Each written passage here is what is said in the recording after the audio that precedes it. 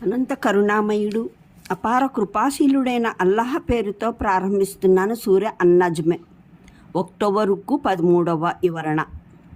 Hazrat Abdullah bin Abbas ఉల్లేఖనాలు.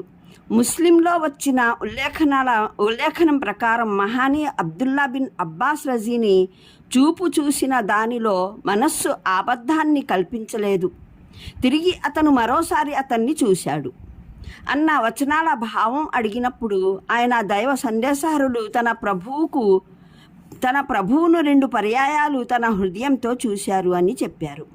ఇదే ఉల్లేఖనం ముస్నద్ అహ్మద్లోనూ ఉంది. ఇబ్ను మర్దూయా అతాబిన్ అబీ రబాహా ద్వారా ఇబ్ను అబ్బాస్ చెప్పిన ఈ మాటను ఉటంకించారు. దైవ సందేశహరులు సల్లల్లాహు అలైహి వసల్లం పరమప్రభువును కళ్ళతో కాదు మనస్సుతో చూశారు అని. నసాయిలో ఇక్రమా చెప్పిన ఉల్లేఖనం ఉంది. అందులో ఇబ్ను అబ్బాస్ ఇలా సెలవిచ్చారు: మీకు ఈ విషయం ఆశ్చర్యంగా ఉందా? ఇబ్రాహీం అలైహిస్సలాంని అల్లాహ్ ఖలీల్ మిత్రులుగా చేశాడు. మూసా అలైహిస్సలాంకు సంభాషణా భాగ్యాన్ని అందజేశాడు. మహానీయ ముహమ్మద్ సల్లల్లాహు అలైహి వసల్లంను తన దర్శన భాగ్యం కల్పించాడు. హకీం కూడా ఈ ఉల్లేఖనాన్ని ఉటంకించి దాన్ని ప్రామాణికమైనదేనని ధృవీకరించారు. తిర్మిజీలో షాబీ ఉల్లేఖనం ఉంది. దాని ప్రకారం ఇబ్ను అబ్బాస్ ఒక సందర్భంలో ఇలా అన్నారు: అల్లాహ్ తన దర్శనాన్ని, తన సంభాషణలను ముహమ్మద్ సల్లల్లాహు అలైహి వసల్లం మూసా అలైహిస్సలాంల మధ్య పంచిపెట్టాడు. మూసా అలైహిస్సలాం ఆయనతో 2 మార్లు సంభాషించారు. ముహమ్మద్ సల్లల్లాహు అలైహి వసల్లం 2 మార్లు ఆయన్ని దర్శించారు. ఇబ్ను అబ్బాస్ చెప్పిన ఈ మాటను వినే మస్రూక్ హజరత్ ఆయిషా రజియల్లాహు వద్దకు వెళ్ళి, మహానీయ ముహమ్మద్ సల్లల్లాహు అలైహి వసల్లం తన ప్రభువును దర్శించారా అని అడిగారు. అప్పుడు ఆవిడ, నీవు చెప్పిన మాట విని నా రోమాలు నిక్కబొడుచుకున్నాయి అని అన్నారు. ఆ తర్వాత హజరత్ ఆయిషా రజియల్లాహు మస్రూఖ్ల మధ్య పైన ఉదాహరించిన హజరత్ ఆయిషా రజీ ఉల్లేఖనాలలోని సంభాషణ జరిగింది. తిర్మిజీలోని ఉటంకించబడిన ఇతర ఉల్లేఖనాలు హజరత్ ఇబ్ను అబ్బాస్ రజియల్లాహు ఉల్లేఖించినవి ఉన్నాయి. వాటిలో ఒక దానిలో ఆయన ఇలా అన్నారు: ప్రవక్త శ్రీ పరమప్రభువును దర్శించారు. మరో దానిలో 2 మార్లు దర్శించారు అని ఉంది. 3వ దానిలో ఆయన అల్లాహను హృదయంతో చూశారు అని ఉంది. ముస్నద్ అహ్మద్లో ఇబ్ను అబ్బాస్ చెప్పిన ఒక ఉల్లేఖనం ఉంది: నేను పరిశుద్ధుడు పరమోన్నతుడు అయిన నా ప్రభువును చూశాను అని అందులో ఉంది. మరొక దానిలో ఆయన దైవ సందేశహరులు సల్లల్లాహు అలైహి వసల్లం ఇలా సెలవిచ్చారు: కడిచిన రేయి నా ప్రభువు అత్యుత్తమ రూపంలో నా వద్దకు వచ్చాడు అని చెప్పారు.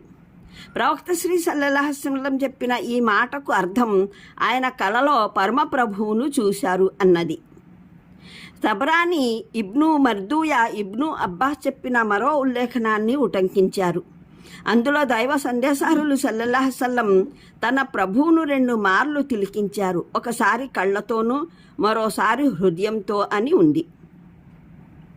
ముహమ్మద్ బిన్ కాబ్ అల్ ఖుర్జీ ఇలా ఉల్లేఖించారు: దైవ సందేశహరులను కొందరు సహచరులు అడిగారు, మీరు మీ ప్రభువును దర్శించారా అని.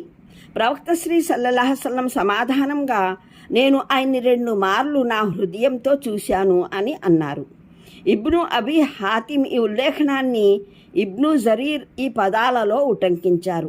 ఆయన సల్లల్లాహు అలైహి వసల్లం పలికారు, నేను ఆయన్ని కళ్ళతో కాదు హృదయంతో 2 మార్లు చూశాను అని.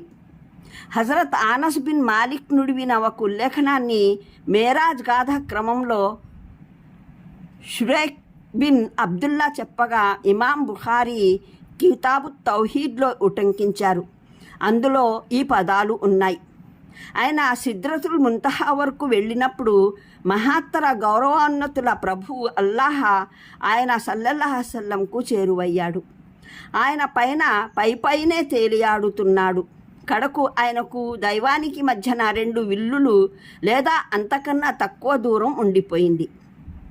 ఆ తర్వాత అల్లాహ్ ఆయన సల్లల్లాహు అలైహి వసల్లంకు వహీ చేసిన విషయాలలో ఒకటి 50 నమాజుల ఆదేశం. కానీ ఈ ఉల్లేఖనంలోని విషయాల ప్రామాణికతకు సంబంధం సంబంధించిన అభ్యంతరాలు అనేకం. ఇమాం ఖత్తాబీ, హాఫీజ్ ఇబ్ను హజర్, ఇబ్ను హజ్మె, హాఫీజ్ అబ్దుల్ హాక్ అల్ జమ్ఆ, బైనుస్ సహీహైన్ కృతికర్త వెలుబుచ్చారు. పెద్ద అభ్యంతరం ఏమిటంటే ఇది పూర్తిగా స్పష్టంగా ఖురాన్కు వ్యతిరేకమైనది. ఖురాన్ 2 వేర్వేరు సందర్శనాలను గురించి ప్రస్తావిస్తుంది. వాటిలో ఒకటి తొలుత తూర్పు దిగ్మండలాన పైభాగాన జరిగింది. అందులోనే సమీపానికి వచ్చాడు. పైనే తేలిపోతూ ఉన్నాడు. కడుకు 2 విల్లుల సమానమైన లేదా అంతకన్నా తక్కువ దూరమే మిగిలిపోయింది అన్న వ్యవహారం ముందుకు వచ్చింది. రెండవది సిద్రతుల్ ముంతహా వద్ద జరిగింది. అయితే ఈ ఉల్లేఖనం ఈ 2 దర్శనాలను కలగాబులగం చేసి వేస్తోంది. రెంటిని కలిపి ఒకటే సందర్శనంగా మార్చివేస్తుంది. అందువల్ల దివ్య ఖురాన్కు విరుద్ధంగా ఉండటాన దీన్ని ఏ విధంగానూ స్వీకరించడానికి ఆస్కారమే లేదు. పోతే మేము పైన ఉటంకించిన ఉల్లేఖనాల మాటకు వస్తే, వాటిలో అన్నింటికన్నా విలువైన ఉల్లేఖనాలు హజరత్ అబ్దుల్లా బిన్ మసూద్, హజరత్ ఆయిషా రజియల్లాహ్ చెప్పగా ఉటంకించబడినవి. వీరు ఇరువురు ఏకగ్రీవంగా స్వయంగా దైవ సందేశహరులు సల్లల్లాహు అలైహి వసల్లం పలికిన వాక్కును ఉల్లేఖించారు. ఆ 2 సందర్భాలలో ఆయన సల్లల్లాహు అలైహి వసల్లం పరమప్రభు అల్లాహను కాక జిబ్రీల్ అలైహిస్సలాంని దర్శించారు అని ఉంది. ఈ ఉల్లేఖనాలు దివ్య ఖురాన్ విశదీకరణలు, సూచనలు అన్నింటికీ పూర్తిగా అనుగుణ్యమై ఉన్నాయి. పైగా హజరత్ అబూ జర్ రజియల్లాహ్, హజరత్ అబూ మూసా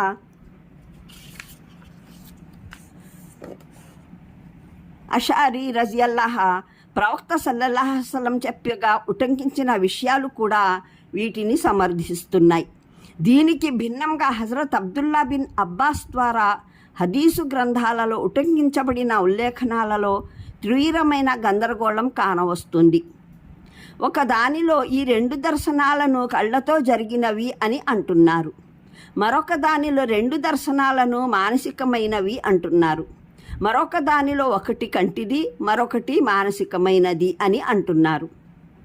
మరొక దానిలో కంటి దర్శనాన్ని స్పష్టంగా కాదని అంటున్నారు. పైగా వీటిలో ఏ ఒక్క ఉల్లేఖనంలోనైనా ఆయన రజియల్లాహ్ దైవ సందేశహరులు నేరుగా నుడివిన వాక్కు ఉటంకించినది లేదు. మరి ఎక్కడైతే ఆయన స్వయాన ప్రవక్త సెలవిచ్చిన మాటను ఉటంకించారో అక్కడ ప్రథమంగా దివ్య ఖురాన్లో పేర్కొన్న ఈ 2 దర్శనాలలో దేని ప్రస్తావన లేదు. పైగా ఆయన చెప్పిన ఒక ఉల్లేఖనానికి వివరణ మరొక ఉల్లేఖనం ద్వారా తెలుస్తున్నదే ఏమిటంటే, ప్రవక్త శ్రీ సల్లల్లాహు అలైహి వసల్లం ఎప్పుడో ఒకసారి మేల్కొని ఉండగా కాక స్వప్నావస్థలో అల్లాహను చూశారన్నది. అందువల్ల వాస్తవానికి ఈ ఆయట్ల వ్యాఖ్యానంలో హజరత్ అబ్దుల్లా బిన్ అబ్బాస్ రజీ చెప్పినట్లున్న ఉల్లేఖనాలు నమ్మశక్యం కావు. అలాగే Muhammad bin Kab al Qurazi ఉల్లేఖనాలను సైతం అవి దైవ సందేశహరుల వాక్కును ఉటంకిస్తూ ఉన్నప్పటికీ వాటిలో ప్రవక్త శ్రీ సల్లల్లాహు అలైహి వసల్లం ద్వారా ఈ మాటను విన్నటువంటి సహచరుల పేరేది ప్రస్తావించబడలేదు. ఇంకా ఒక దానిలోనైతే ప్రవక్త శ్రీ సల్లల్లాహు అలైహి వసల్లం కంటితో చేసిన దర్శనాన్ని స్పష్టంగా కాదని చెప్పినట్టు తెలుపడం జరిగింది. భావం ఏమిటంటే, మహానీయ ముహమ్మద్ సల్లల్లాహు అలైహి వసల్లం మీకు అందజేస్తున్న బోధనల్ని మీరు మార్గవిహీనత అని, మార్గభ్రష్టత అని నిర్ణయిస్తున్నారు. వాస్తవానికి ఈ జ్ఞానం ఈయనకు పరమోన్నత ప్రభువు వైపు నుండి అందజేయబడుతున్నది.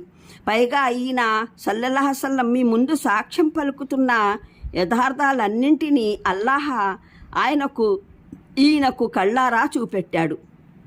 ఇక కాస్త మీరే గమనించండి, మీరు ఏ నమ్మకాలనైతే అనుసరించాలని పట్టుబడుతున్నారో అవి ఎంతగా నిర్హేతుకమైనవో, ఎంతగా అసమంజసమైనవో. అలాంటప్పుడు వీటికి ప్రతిగా మీకు సన్మార్గాన్ని చూపెడుతున్న వ్యక్తికి వ్యతిరేకంగా నిలబడి మీరు ఎవరికి నష్టం చేకూర్చుతున్నారో ఆలోచించుకోండి. ఈ సందర్భంలో 3 దేవతలను ఉదాహరణగా తీసుకోవడం జరిగింది. వీటిని మక్కా, తాయిఫ్, మదీనా, హిజాజ్ ఆ చుట్టుపట్లనున్న ప్రాంతాల ప్రజలు